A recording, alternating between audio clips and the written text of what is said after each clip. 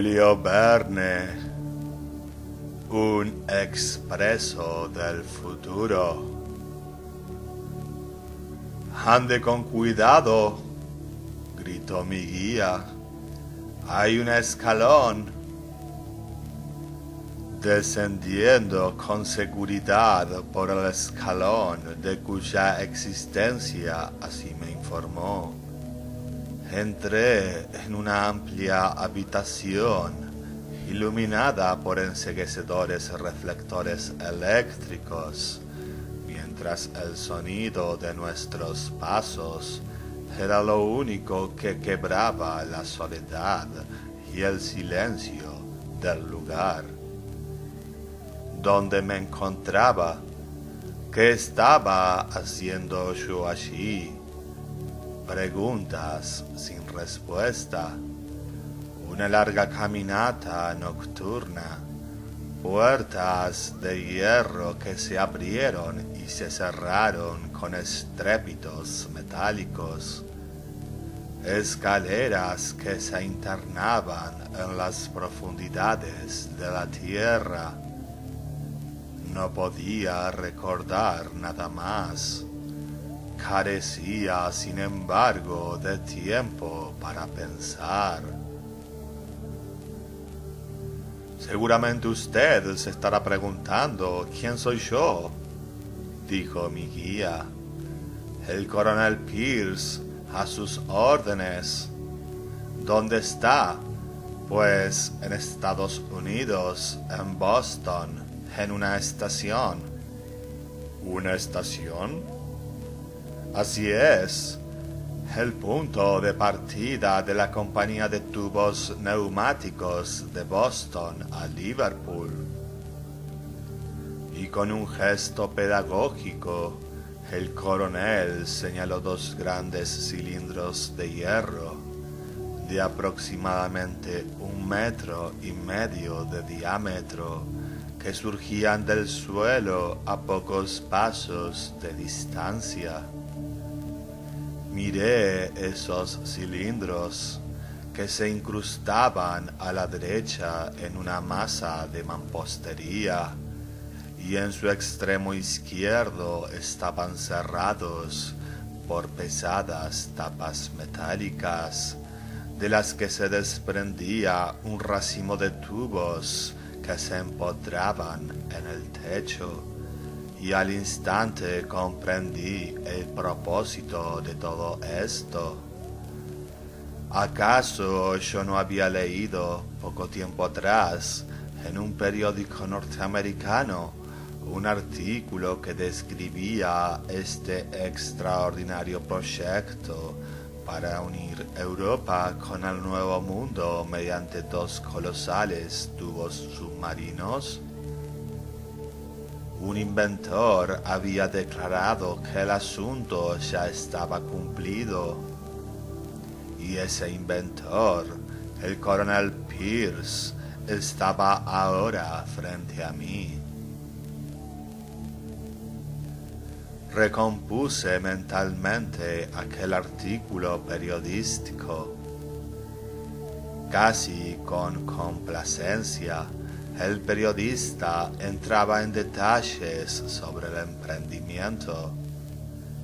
Informaba que eran necesarios más de 3,000 millas de tubos de hierro, que pesaban más de 13 millones de toneladas, sin contar los buques requeridos para el transporte de los materiales.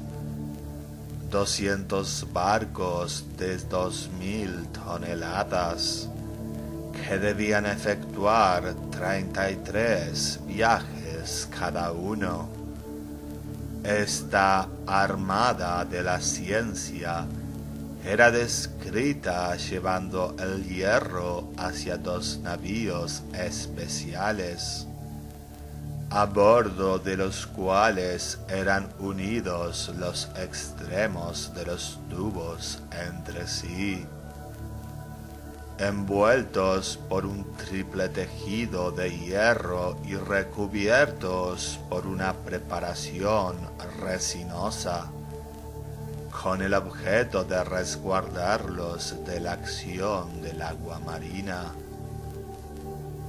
Pasado inmediatamente el tema de la obra, el periodista cargaba los tubos, convertidos en una especie de cañón de interminable longitud, con una serie de vehículos que debían ser impulsados con sus viajeros dentro por potentes corrientes de aire, de la misma manera en que son trasladados los despachos postales en París. Al final del artículo se establecía un paralelismo con el ferrocarril y el autor enumeraba con exaltación las ventajas del nuevo y osado sistema. Según su parecer, al pasar por los tubos debería anularse toda alteración nerviosa, debido a que la superficie interior del vehículo había sido confeccionada en metal finamente pulido. La temperatura se regulaba mediante corrientes de aire, por lo que el calor podría modificarse de acuerdo con las estaciones. Los precios de los pasajes resultarían sorprendentemente bajos debido al poco costo de la construcción y de los gastos de mantenimiento. Se olvidaba o se dejaba aparte cualquier consideración referente a los problemas de la gravitación y del deterioro por el uso. Todo eso reapareció en mi conciencia en aquel momento. Así que aquella utopía se había vuelto realidad, y aquellos dos cilindros que tenía frente a mí partían desde este mismo lugar, pasaban luego bajo el Atlántico y finalmente alcanzaban la costa de Inglaterra. A pesar de la evidencia, no conseguía creerlo. Que los tubos estaban allí era algo indudable, pero creer que un hombre pudiera viajar por semejante ruta, jamás. Obtener una corriente de aire tan prolongada sería imposible. Expresé en voz alta aquella opinión. Al contrario, absolutamente fácil, protestó el coronel Pierce. Todo lo que se necesita para obtenerla es una gran cantidad de turbinas impulsadas por vapor, semejantes a las que se utilizan en los altos hornos. Estas transportan el aire con una fuerza prácticamente ilimitada, propulsándolo a 1800 kilómetros horarios, casi la velocidad de una bala de cañón, de manera tal que nuestros vehículos con sus pasajeros efectúan el viaje entre Boston y Liverpool en 2 horas y 40 minutos. 1800 kilómetros por hora, exclamé. Ni uno menos. ¿Y qué consecuencias maravillosas se desprenden de semejante promedio de velocidad? Como la hora de Liverpool está adelantada con respecto a la nuestra, en 4 horas y 40 minutos, un viajero que salga de Boston a las 9 arribará a Liverpool a las 3:53 de la tarde. ¿No es este un viaje hecho a toda velocidad? Corriendo en sentido inverso hacia estas latitudes, nuestros vehículos le ganan al Sol más de 900 kilómetros por hora, como si treparan por una cuerda movediza. Por ejemplo, partiendo de Liverpool al mediodía, el viajero arribará a esta estación a las 9:34 de la mañana. O sea, más temprano que cuando salió. No me parece que alguien pueda viajar más rápidamente que eso. Yo no sabía qué pensar. ¿Acaso estaba hablando con un maniático? ¿O debía creer todas esas teorías fantásticas, a pesar de las objeciones que brotaban de mi mente? Muy bien, así debe ser, dije. Aceptaré que los viajeros puedan tomar esa ruta de locos y que usted pueda lograr esta velocidad increíble.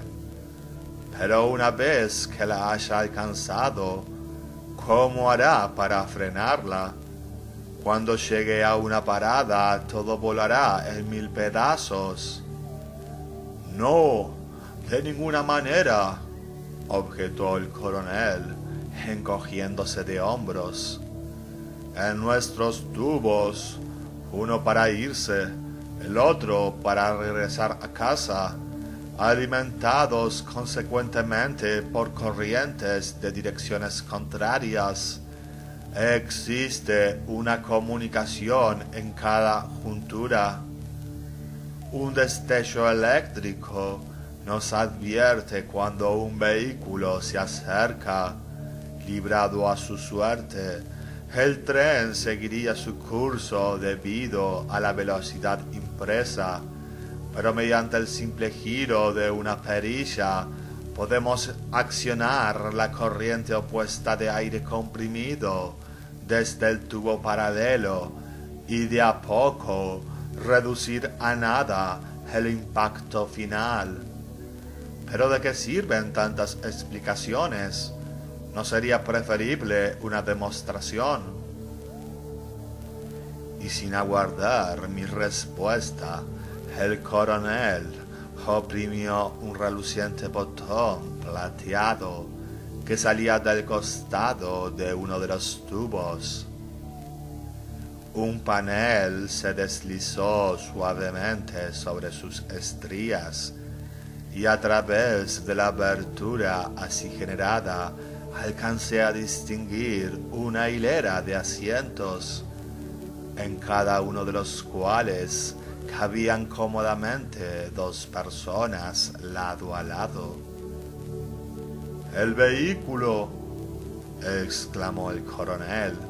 «¡Entre!». Lo seguí sin oponer la menor resistencia, y el panel volvió a deslizarse detrás de nosotros, retomando su anterior posición.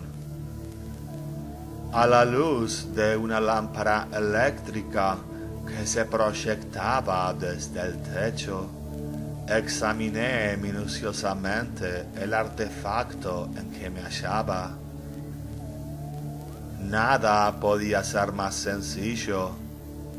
Un largo cilindro tapizado con prolijidad. De extremo a extremo se disponían 50 butacas en 25 hileras paralelas.